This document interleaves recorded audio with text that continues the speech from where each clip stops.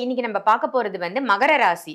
மகர ராசி நேயர்களுக்கு எந்த அதிர்ஷ்ட குறியீடுகளை பயன்படுத்துறது ரொம்ப சிறப்பு? நிச்சயமா பார்த்தீங்கன்னா, ஒவ்வொரு ராசிக்கும் இந்த ராசிக்கு ஸ்பெஷலா நம்ம என்ன சொல்ல போறோம்னா, இந்த பொருளை கரையா பயன்படுத்துனா, இவங்க டெவலப்மெண்ட் பொருளாதார ரீதியாக, குடும்ப ரீதியாக, செல்வம் ரீதியாக வரும். ம். முதல்ல இவங்களுக்கு அதிர்ஷ்ட குறியீடா வீட்டுக்கு வர கிஃப்ட் தெரியுங்களா? ம். ஒரு சில விநாயகர் பார்த்தீங்கன்னா, அந்த நவதானியத்திலே ஒட்டி ஆமா. செய்வாங்க. நவதானிய விநாயகர் வரும். அப்ப இது அந்த ராசிக்கு அவ்வளோ யோகங்கள். அப்ப இந்த ம். மகரத்த நம்ம இதெல்லாம் ஒரு ஆக்டிவேஷன் பாயிண்ட்டாவே கொண்டு வந்துரலாம். இந்த ம். ராசி ஒண்ணு கவனிக்கணும். எப்பவுமே அயர்ன் பாக்ஸ் இந்த வீட்ல அயர்ன் பண்றாங்க இல்லையா? அயர்ன் ம். பாக்ஸ் பிரச்சனை வருதுன்னா, ம். கவனமாக நம்ம உடனே ரெடி பண்ணிடணும். இந்த மை தான் சொல்லுவாங்க. கருப்பு நிற பொருள்லாம் மை சொல்லுவாங்க. ஆமா, ஆமா. அது குறிப்பா அந்த யாக குண்டத்துல இருந்து அந்த மை ஆமா, எடுத்து அந்த குடுப்பாங்க பஸ்பம் பாருங்க. வச்சுக்கலாம்னு. அத கண்டிப்பா இந்த வீட்ல வரணும். ஓ! நான் எப்ப போனாலும் தவறக்கூடாத ராசி இந்த மகர ராசி. இந்த ம். யாக குண்டத்துல நெறைய பேருக்கு தெரியாது. தெரியாது. ஆமா. அத இல்ல எடுத்து சில டைம் அந்த யாகம் முடியிற வரைக்கும் கூட அவங்க வெயிட் பண்ண வெயிட் மாட்டாங்க. பண்ண மாட்டாங்க. பாதியிலேயே ரிட்டர்ன் அப்ப வந்துருவாங்க. இனி இதா இருக்கும். இந்த சரி, இவங்களுக்கு அதிர்ஷ்டத்த கொடுக்கக்கூடிய செடி வகைகள் அப்டின்னா எதெல்லாம் சொல்லுவீங்க? நிச்சயமா பார்த்தீங்கன்னா, இவங்களுக்கு செடி வகையில பாரம்பரிய ம். விதை உள்ள செடி ஏதோ ஒண்ணு வச்சுக்கிடுங்க. ம். இப்ப பாரம்பரியம்னா நம்ம நாட்டு நம்ம பாரம்பரியமான நாட்டுல இப்ப செடிகள். நான்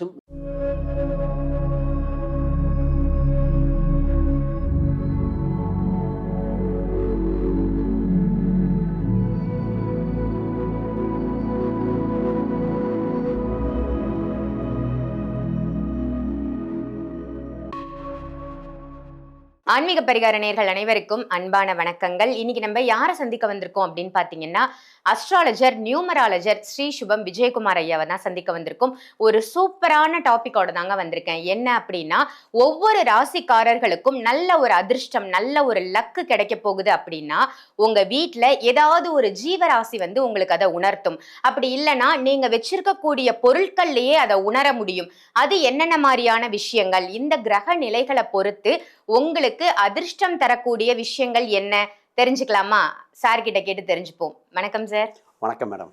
எப்படி இருக்கீங்க? அருமையா இருக்கேன். ரொம்ப சிறப்பு. உங்களோட பதிவுகள் எல்லாம் மக்கள் ரொம்ப விரும்பி பார்த்துட்டு இருக்காங்க. ஒவ்வொரு பதிவுமே உணவை பத்தி நம்ம ஒரு பதிவு போட்டிருந்தோம். நல்ல ரெஸ்பான்ஸ். நிறைய பேர் பார்த்துட்டு நான் ஃபாலோ பண்றேன் அப்படின்னு சொல்லிலாம் நம்ம கமெண்ட்ஸ்ல போட்டிருந்தாங்க. ரொம்ப சந்தோஷமா இருந்தது எனக்கு.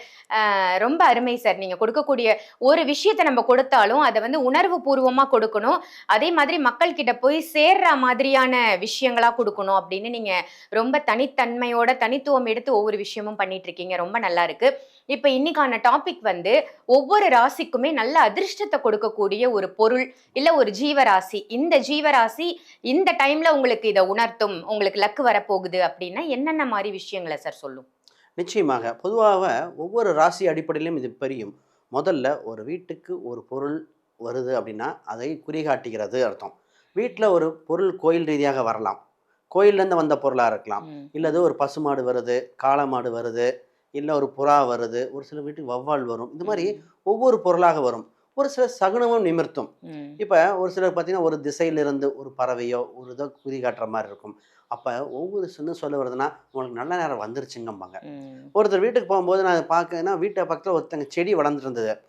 இந்த செடி வந்தா உங்களுக்கு யோகம் வந்திருக்குமேன்னு கேட்டபோது சொன்னாங்க, அவங்களுக்கு அதிர்ஷ்டவரமாக பூர்வீக சொத்து அவங்க பிரிச்சு ம். அந்த ம். பெண்ணுக்கு நகையும் குடுத்து, அந்த சொத்தும் சொத்தும் குடுத்தாங்கன்னு வந்திருக்கு. சொன்னாங்க. ஓ. அப்ப இந்த அந்த அதிர்ஷ்டம் வளரும்போது அப்பா சொன்ன அந்த செடி தற்செயலா நாங்க வளர்த்தோம். ம். ம். ஒரு அது அந்த நேரம் வளர்க்கணும்னு நமக்கு நேரம் தோணணும் இல்லையா? தோணல. அப்ப நம்ம ஃபர்ஸ்ட்டே தெரிஞ்சுக்கிட்டா அத ஆக்டிவேட் பண்ணிக்கலாம். ம். அப்ப அவங்க இந்த கோயில்ல கல்யாணத்துல போம்போது அ செடி குடுப்பாங்க போலருக்கு. ஆமா, அந்த ஆமா. செடியில வளர்த்த செடி. ஆமா. ரிட்டர்ன் கிஃப்ட்டா ரிட்டர்ன் குடுப்பாங்க. கிஃப்ட்டா குடுப்பாங்க. ம். அந்த இதுல வந்தது. அப்ப இது மாரி பொருளாக இருக்கு, ம். குறியீடாக இருக்கு, ம். லோகோ மாரி பயன்படுத்தலாம். ம். அது மட்டும் இல்லாம சகுனங்கள் ரீதியாக நம்ம உறுத்துகின்றன. ம். வீட்ல ஒரு பொருள் கிஃப்ட்டா வர்றது. ம். ஒருத்தருக்கு ஃபங்ஷனுக்கு வைக்கிறோம், ஒரு கிஃப்ட்டா குடுப்பாங்க.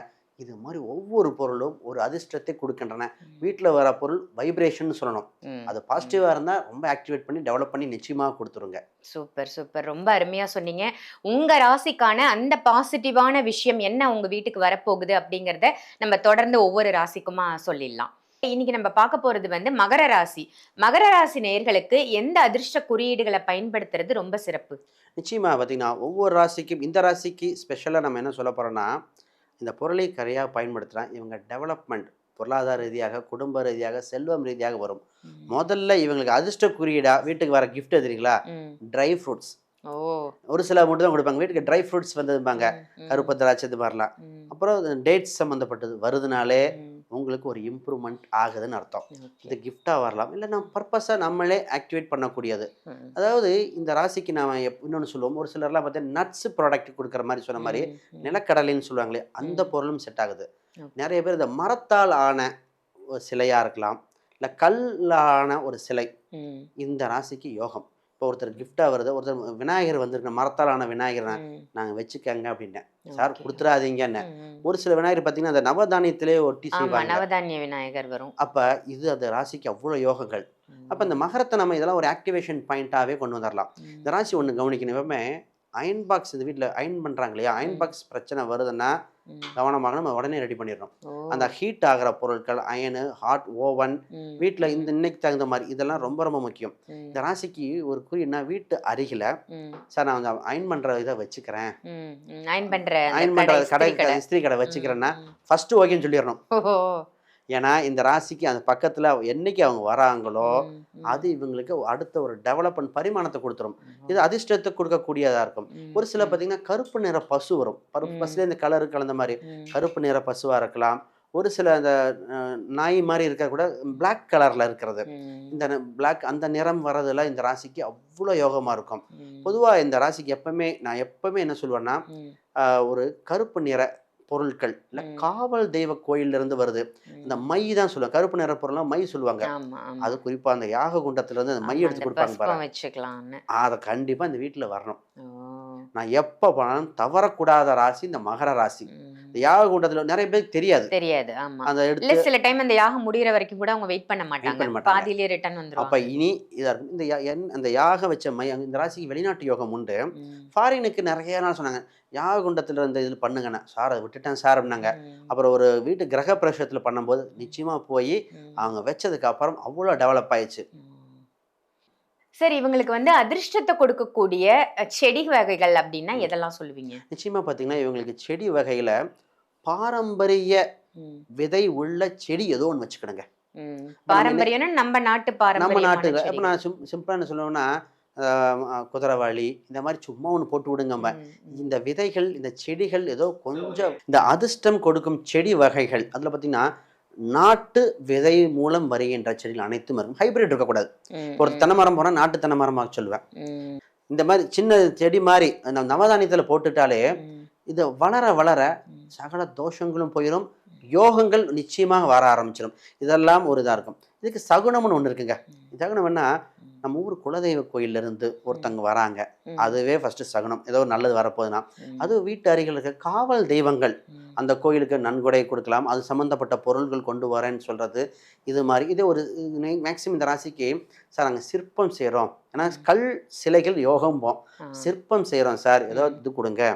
இந்த இது எலி வீடும்போம் அந்த ராசியை. அப்போ நம்ம விநாயகர் சொல்லலாம். அப்போ விநாயகரில் கல் விநாயகர் மாதிரி இருக்கலாம்.